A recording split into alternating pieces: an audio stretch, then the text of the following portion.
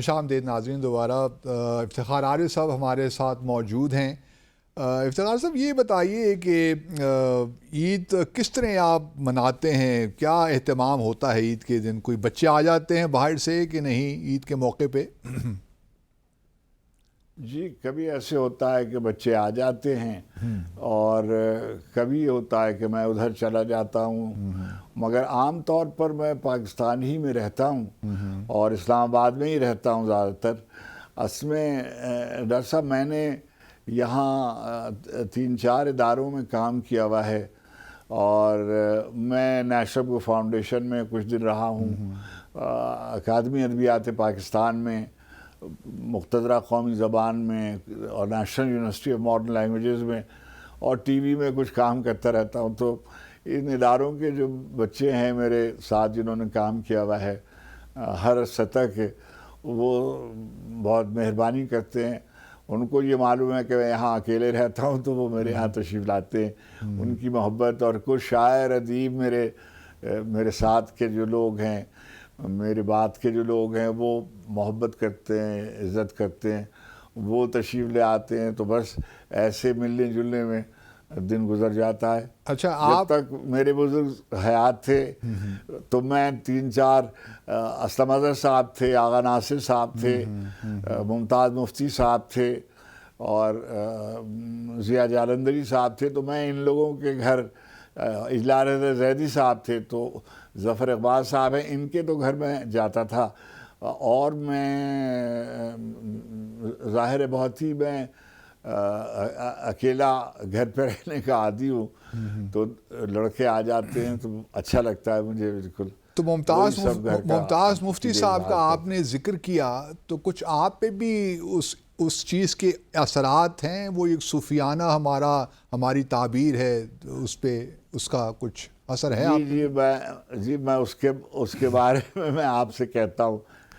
مفتی صاحب اور شہاب صاحب اور اشفاق بھائی اور بانو آپا، یہ جو چاروں لوگ ہیں، یہ مجھے میں ان کا بہت نیازمند تھا، شہاب صاحب کا بھی، اور خاص طور پہ مفتی صاحب کا. انہوں نے میرے بارے میں لکھا بھی ہے، ان کی کتاب ہے اوکھے لوگ، اس میں ایک مضمون انہوں نے میرے بارے میں لکھا ہوا ہے، اور بہت وہ مجھ سے شفقت فرماتے تھے. لیکن میں جو ہوں، میں اتنا خوش اعتقاد نہیں ہوں، اور میں بالکل دوسری طرف کا آدمی ہوں. اور مجھے ایک بات یاد آتی ہے آپ کے حوالے سے، میں کہوں کہ اشفاق بھائی کی طبیعت جب خراب تھی تو میں عیادت کے لیے گیا لاہور، اور میں نے باتیں کر رہے تھے تو انہوں نے مجھے ایک نصیحت کی، اور وہ میں آپ سے شیئر کرتا ہوں. انہوں نے فرمایا کہ افتخار، مجھے معلوم ہے کہ تو ہم لوگوں کے خلاف ہے، اور تو جو ہے یہ جو مابعد الطبیعیاتی نظام کے بارے میں نقطہ نظر ہے، اس سے اختلاف رکھتا ہے. مگر ایک بات میں تجھ سے کہنا چاہتا ہوں، اور وہ بات بہت ہی اہم، میں نے زندگی میں اس کو جیسے کہیے گرہ سے باندھ لیا ہے، کہ ضروری نہیں ہے کہ آپ ہر نقطہ نظر سے اتفاق کریں، مگر آپ کسی دوسرے آدمی سے یہ حق کیسے چھین لینا چاہتے ہیں کہ وہ اپنی رائے نہ رکھے. میں زیادہ سے زیادہ یہ کہہ سکتا ہوں کہ یہ بات میرے تجربے میں نہیں آئی، اور فرض کیجئے کہ وہ بات شہاب صاحب کے تجربے میں آئی، یا ممتاز مفتی صاحب کے تجربے میں آئی، یا اشفاق احمد کے تجربے میں آئی، یا بانو قدسیہ صاحبہ کے تجربے میں آئی، تو میں یہ کہہ سکتا ہوں کہ بھئی یہ بات میرے تجربے میں نہیں آئی، ممکن ہے ان کے تجربے میں یہ بات آئی ہو. میں اس کا انکار کیسے کر سکتا ہوں؟ نہیں، بالکل بجا فرمایا. اچھا یہ بتائیے افتخار عارف صاحب کہ اردو، کیونکہ اردو ہر زبان کا تعلق ایک لحاظ سے اس سے بھی ہوتا ہے کہ اس سے کتنا روزگار مہیا ہوتا ہے جب تک وہ کامرس سے جڑی نہیں ہوتی. تو اردو کا مستقبل آپ کیا دیکھ رہے ہیں پاکستان میں؟ دیکھیے، اردو کا مستقبل کے بارے میں بہت سی باتیں کہی جاتی ہیں. ابھی آپ ایک چینل پر تشریف فرما ہیں، ابھی آپ مجھ سے بہتر جانتے ہیں کہ جب ٹی وی چینلز کو آزادی ملی تو 2 3 4 انگریزی کے چینلز آئے اور وہ سارے کے سارے، حد یہ ہے کہ ڈان ٹی وی جن کے پیچھے ایک پوری سمجھیے مملکت تھی، ایک سلطنت تھی، وہ بھی نہیں چل سکا، اور ایکسپریس کا انگلش کا چینل آیا، وہ بھی نہیں چل سکا، اور بھی 1 2 چینلز آئے جنہوں نے انگریزی کو لانچ کرنے کی کوشش کی، مگر وہ کامیاب نہیں ہوئے۔ تو کیا سبب ہے کہ صرف اردو کے چینلز ہیں؟ اخبارات کی تعداد ظاہر ہے اب چینلز کے بڑھنے کے بعد کم ہو گئی ہے، سوشل میڈیا پر اردو ہے، اشتہارات اردو میں ہوتے ہیں، مسجدوں کے خطبے اردو میں ہوتے ہیں، دینی تعلیم اردو میں کی جاتی ہے، سب ہمارے جو چاروں صوبے ہیں لنگوا فرانکا کے طور پر ایک دوسرے سے اردو بولتے ہیں، ساری سیاست، انتخابات، جھگڑے، فساد، خطبات، فتوے، یہ سب باتیں یہ سب اردو میں ہوتی ہیں۔ تو یہ کہنا کہ اردو کا مستقبل نہیں ہے، یہ ٹھیک بات نہیں ہے۔ اور مجھے تو وقت کے ساتھ ساتھ اردو کا جو رواج ہے وہ بڑھتا جا رہا ہے، اور ان علاقوں میں بھی اردو بولی جاتی ہے، سمجھی جاتی ہے، جہاں پر مادری زبانیں دوسری ہیں۔ اور میں بار بار ایک بات یہ کہتا ہوں کہ یہ جو ہمارا خطہ ہے جنوبی ایشیا کا، یہ کثیر اللسانی ہے۔ یعنی دیکھیے ہمارے ہاں آج سے 100 سال پہلے فارسی بھی بولی جاتی تھی، اردو بھی بولی جاتی تھی، عربی بھی بولی جاتی تھی، اور سندھی بھی بولی جاتی تھی، اور پنجابی بولی جاتی تھی۔ تو ہم لوگوں کے ہاں یہ کوئی، مگر اس کو سیاست کی نظر نہیں کرنا چاہیے۔ اور پہلے انگریزی سے اردو کا مناظرہ، دیکھیے انگریزی کے بغیر جدید علوم حاصل نہیں کیے جا سکتے۔ بین الاقوامی سیاست کی زبان انگریزی ہے، بین الاقوامی تجارت کی زبان انگریزی ہے، بین الاقوامی سائنس اور ٹیکنالوجی کی زبان انگریزی ہے، تو اس کے بغیر آپ جدید علوم حاصل نہیں کر سکتے۔ چنانچہ آپ کو انگریزی زبان پر دسترس ہونی چاہیے۔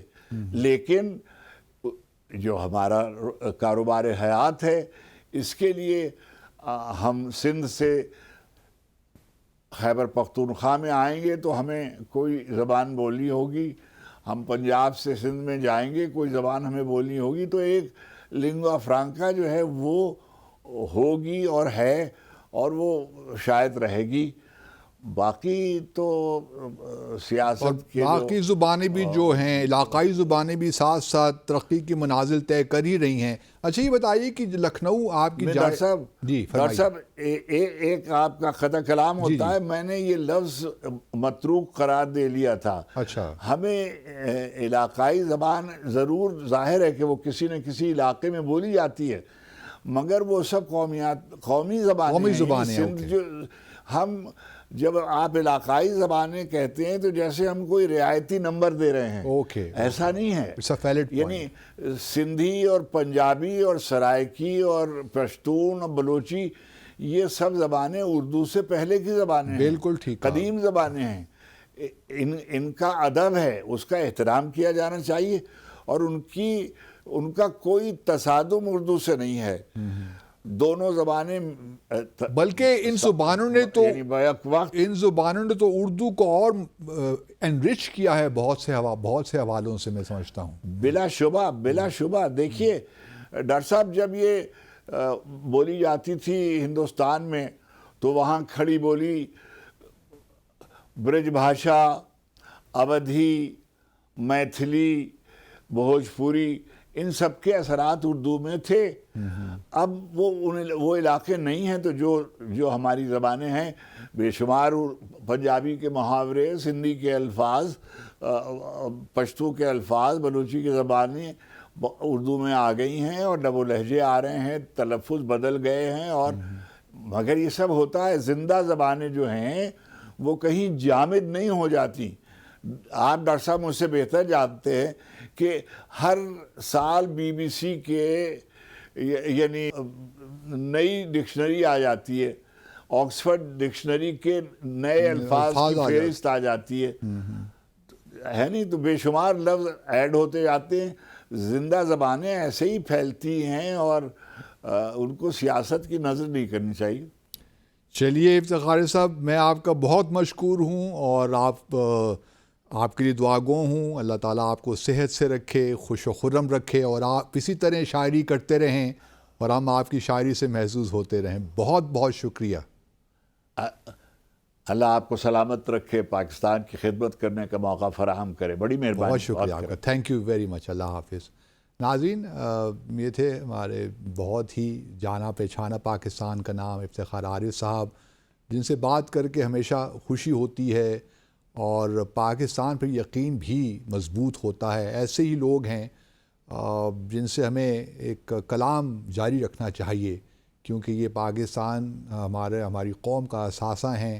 یہ وہ لوگ ہیں جن سے ہم کچھ باتوں پہ اختلاف بھی کر سکتے ہیں، لیکن ان سے بہت کچھ سیکھا بھی جانا چاہیے اور سیکھ بھی سکتے ہیں. جب بھی ان سے دیکھیے نا 20-30 منٹ ہم نے ان کے ساتھ گزارے، لیکن جو باتیں انہوں نے ہم سے کہیں اور کہیں وہ ہمارے لیے میں سمجھتا ہوں کہ بہت کچھ ہے ہمارے سیکھنے کے لیے. تو یہاں ایک مختصر سا وقفہ لیتے ہیں ناظرین، اور پھر آتے ہیں اور بہت سی باتیں آپ کے ساتھ کرنے کے لیے ہمارے ساتھ